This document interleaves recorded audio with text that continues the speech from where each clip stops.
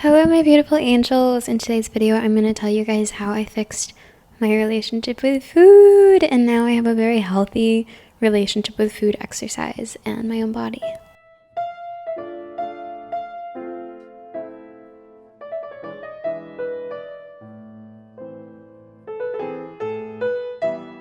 Welcome back to my channel. If you're new here, hello, I'm happy to see you. So I'm going to go through this video in 3 different parts, kind of telling you how I inherited like a particular relationship with food, some of the troubles that it caused me, and then how I finally managed to have a healthier relationship with food.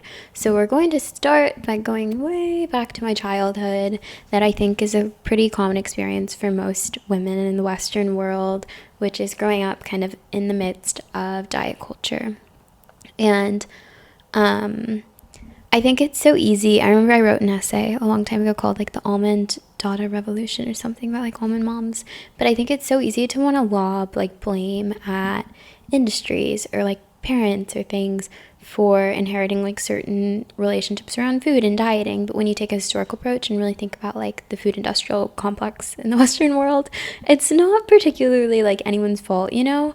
And it's something that a lot of people are starting to realize is the need for like whole foods and like less processing and things like that. However, that being said, I did, like many of us, grow up with imagery of just like very thin women, and I started doing classical ballet when I was 3. And I also just didn't see a lot of representation for women with like hips and women that looked like me. So I remember kind of inheriting like a pretty poor self-concept pretty young. And, you know, I remember there was some sort of movie where the girl was trying to eat brownies and someone was like, you might as well slap that on your thigh. So my like first core memory was reading like Times for Kids, and there was this article about how you should limit the amount of dessert that you had. And I don't know why or like what compelled me to do this, but I like cut that out and put it on a bulletin board in my room. And that was probably the first time I ever like encountered and adopted diet culture into my own life, quite young. And that was in my room for the longest time. And I remember like sneaking desserts as a kid, or if I got caught and got in trouble, I felt just like very ashamed at the specific act of like eating sugar and eating these things that were like addictive, but also like when you're a kid you want sugar.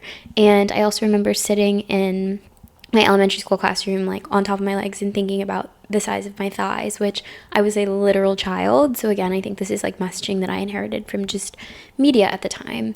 And then when I was about 12 or 13, I kind of decided I wanted to take ballet like super seriously, and had a conversation with my instructor, and we were talking about like nutrition and stuff. And I remember being told this rule like super young that I wasn't allowed to eat bread after like noon. And I really took that to heart. But then, as you do when you really restrict, like I would tell myself like I'm never gonna eat like junk food ever again. I'm never gonna have dessert ever again. And this inevitably creates a really bad relationship with food, where I was trying to like calorie count so that I could factor in some stuff, and I became like really curious about nutrition, and I would eat like all sorts of things, but I would intentionally really undereat, which is not great when you're young. I remember being cold all the time in middle school, having like a lot of brain fog, and always comparing myself to my friends. And I think kind of for me, the tipping point came in pageant culture a little bit. Like I love pageants and I love my history with them, but that was my first experience of being on like a super structured diet, was when I started doing pageants, and I started competing in like swimsuit and fitness. And I remember I would get put on diets, I would start working out, but then when the pageant was over, like you're in preparation for this one specific day, so then when the pageant was over, I feel like I would hit this like binge restrict cycle, where then I would want to like eat all the stuff I wasn't allowed to, and I would gain what felt like a lot of weight for myself in my like 15, 16, kind of around that time. And then when I had another pageant coming up, I would get on another diet and lose a lot of weight. And it was just this cycle of always trying to prepare for something and like binge and restrict and binge and restrict. And after I won Miss Teen USA, like when I won Miss Teen USA, my relationship with food was honestly like not great. Like I was struggling a bit with bulimia at the time, and my parents like took me out of ballet and sent me to, I think I saw like a therapist once or twice, but it still didn't really confront like the root of the issue. And I would struggle like with the added stress of like Princeton. I would like binge and restrict, and I would work out a lot, but then I was like only doing cardio for some reason. And I kind of hit this tipping point when I was about 20, and I was with my boyfriend at the time, and he wanted to like spontaneously go to this drive-through, and I just burst out into tears because I had been doing so much like emotional preparation for when I was going to eat out. Like I would restrict during the week if I knew I was going to eat out, and put all these like boxes into the way I thought about myself and food.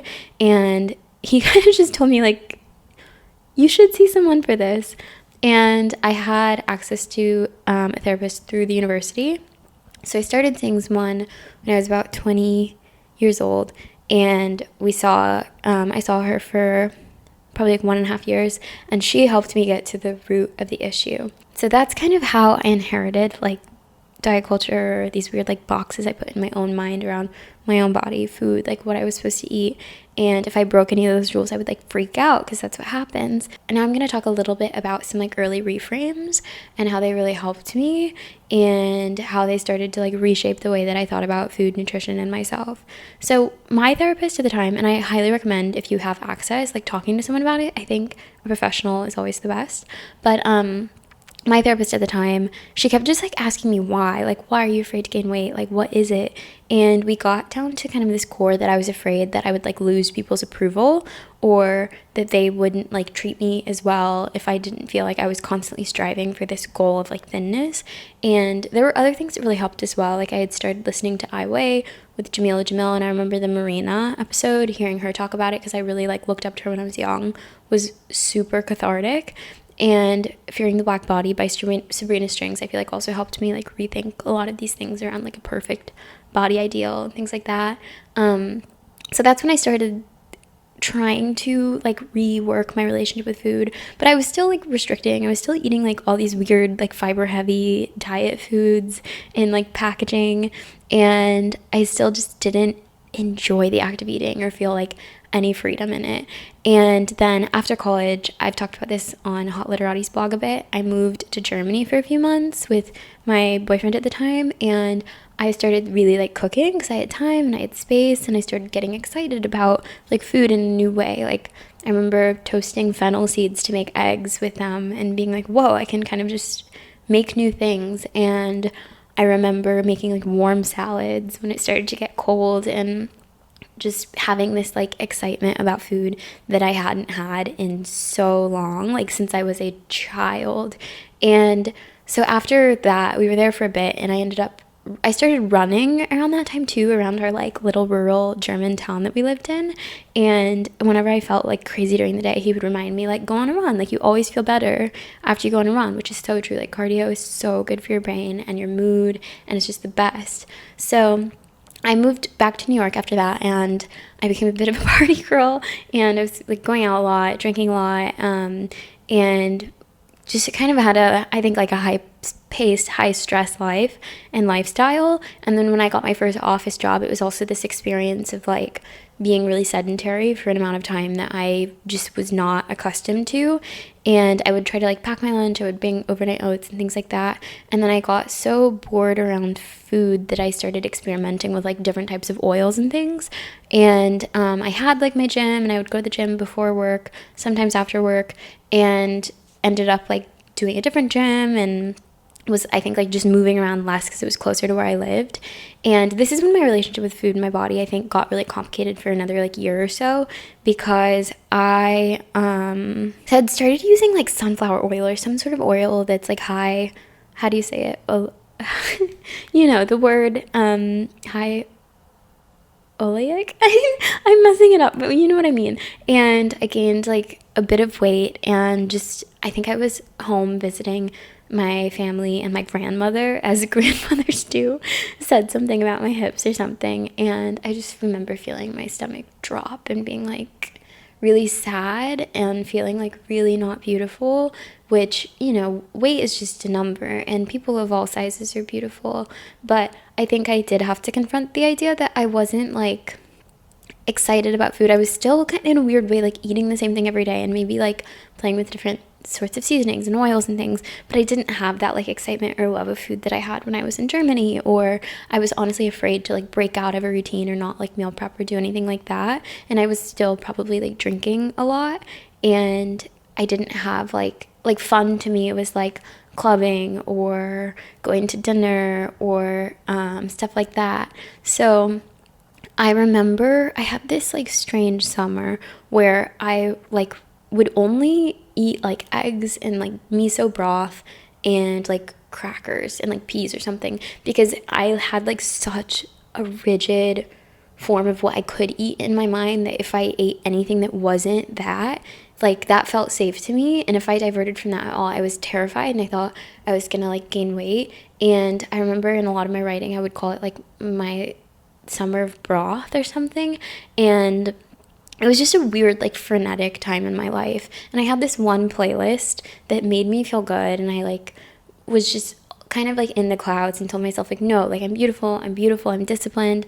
And I did reconnect with a sense of discipline, and I did like I got really into personal development, which is why I'm like huge about that on my blog Hot Literati, because I think personal development in a way did reconnect me to a sense of ambition and structure outside of just like what I was eating, and it helped me feel like excited about my own life and my own future again.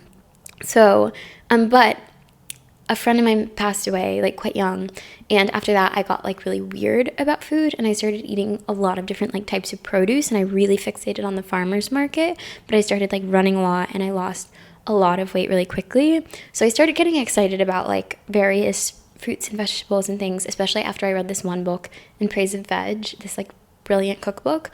But I was terrified. And I remember I literally had to go home to just like be with my parents for a month, and they would like make me eat, and we would go to like some of my favorite places. Like I love like a Texas Roadhouse and these places that were like fun, like the place was fun, and that's what got me excited about being there. And I started eating again, and I started like gaining some weight and putting some just like healthy weight back on. And now I feel like I've arrived at this place where I like enjoy food. I enjoy cooking, and I enjoy moving, but I prioritize like eating like food that I know is real. I know how my body reacts to different types of foods, and I prioritize ones that make me feel good. And that's one thing like the therapist I had that I loved would say, is like when you're eating, you want to think about how you want to feel after, because even though in the process of like, I think when I had that like desk job and I was kind of reorienting my own relationship with food after I reacted like really weirdly to this one oil, it did make me start thinking a lot about like processed foods and whole foods. And the more I started cutting out things that were like super processed, I could literally think clearer, and I had like less brain fog.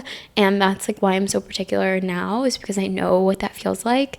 And like reorienting that for myself, I think changed my life, changed my self-concept. And I know it's really complicated with like pricing, or like there are different parts of the world where you have like more and better access to better produce and food. But I think that's like one of the greatest things you can do for yourself, is to feed yourself things that are going to nourish you and give you energy and make you happy and pleasant. And so I think for me, like the biggest takeaways I would say is, the first thing you can and should do is like question your relationship with food and exercise, and think like, don't moralize it, but just be like, what are the beliefs that I hold, and like where did these come from? So for example, for me, like one of the beliefs I had was that I like wasn't allowed to eat bread. And when I started like thinking about that, I like thought about, there's like one memory I have of being like 12 years old, being told that I wasn't allowed to eat it. So as an adult, like questioning that, holding it and changing it, and being like, I'm allowed to eat bread, that like changed my life. And now if I want bread, I'll eat bread, and I don't feel guilty about it at all. And I'll look for like a good quality one, like a sourdough, but I don't feel bad about it.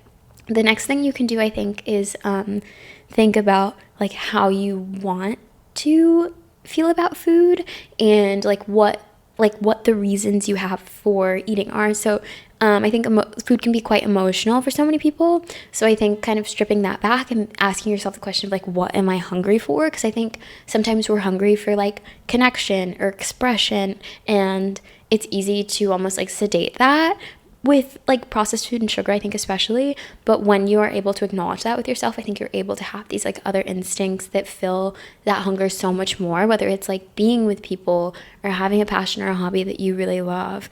And then I think one of the biggest things for me too was just like learning about different types of food, learning about the ways in which they support your body. Like when I started learning about all of these different types of foods and what they do to give you like healthy liver function and like collagen in your skin, it becomes sort of incredible and almost like magical that these things that like grow out of the earth can support like our living bodies in all of these different ways. And I think learning more about that and connecting with that has made me like more excited about food and still particular about like what I eat, but not in a way where I'm like terrified. And obviously you don't want to be rigid, like you want to be able to go to social functions and like eat things that people have made and be grateful and break bread with people. But it's also, you know, your body is something that supports you, that you wake up with every day, and your brain, like your gut brain function. And you want to be able to wake up and have a clear mind and like do the things that you want to do in your life. So that was a bit like winding and I hope sort of clear, but that's how I feel like I've really confronted and healed my relationship with food. Thank you so much for watching, and if you want more structure in kind of like looking at your own, I'd highly recommend, I uploaded a guided journal on hotliterati.com that walks you through like the different processes and some exercises to just like think about yours. But obviously like a professional is always sort of the best route if you have access to that, but I think a lot of like intellectual work and kind of like writing through it can be really helpful as well. So yeah, let me know if you guys have any questions. I'm always happy to answer, and thank you so much for watching. Bye y'all, see you next time.